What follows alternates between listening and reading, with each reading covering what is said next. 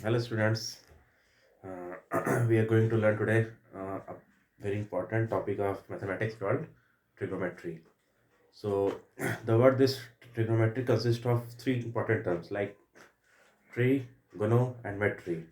Tri means three, gono means measure of angles or side, and metry means measurement. So, what we are going to learn in this chapter is the measurement of measurement of the sides with respect to angles. Okay, so this concept is very useful in your day-to-day life also.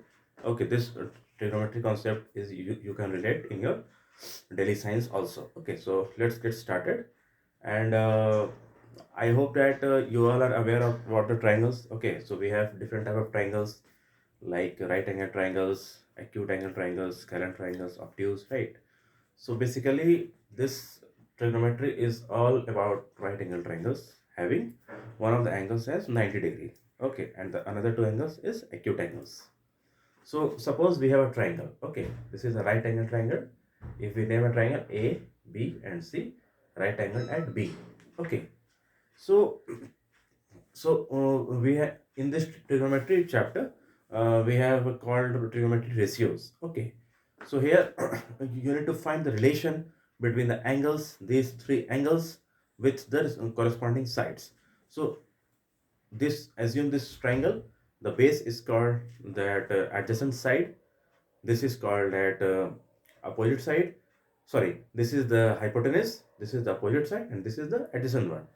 And you can see this is the angle. Suppose this is a triangle, this is a right angle triangle, this is the acute angle which we are going to find out. So we need to find the relation between angle and the sides. So there are ratios. The first one is sine, the second one is cos, and the third one is tan.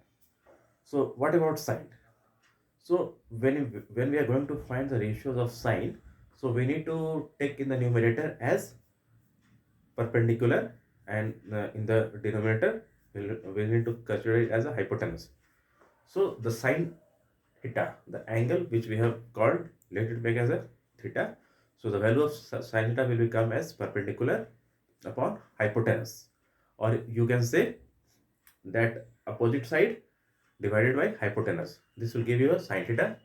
In the same way, we need to calculate as cos theta, that is based upon hypotenuse, and the third one is a tan theta, which is based upon which is perpendicular upon base. Okay, so in this way, these three ratios we are going to calculate: sin theta, cos theta, and tan theta.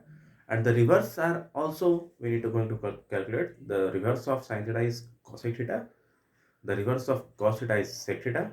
And the reverse of tan theta is cot theta. Okay. So these ratios are very useful in your upcoming lectures. Okay. So first of all, you need to get basic clarity on how to find these trigonometric ratios, and there are lots of identities also which you are going to um, face in your exam. And in the exam you can say around 3 to 4 questions of trigonometry is there. Okay, so suppose we have a quadrant. You have heard about quadrant: quadrant 1, quadrant 2, quadrant 3, and quadrant 4.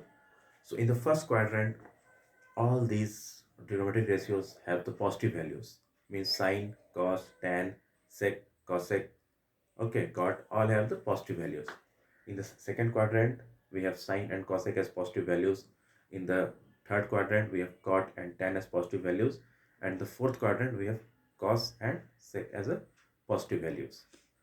Okay, and apart from that, another one, if we are able to find another values, then all will be negative. Only sine, cos, and whatever the respective which I have said is a positive values, and the remaining are negative values.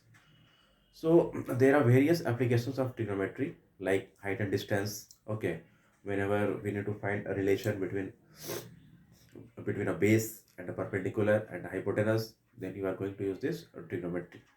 And there are trigonometric functions also. There's a relation between these trigonometric identities: sin theta, cos theta, tan theta. Okay, there are some values which we are going to learn like sin 0 degree, sin 30 degree, sin 45 degree, sin 60 degree, and sin 90 degree.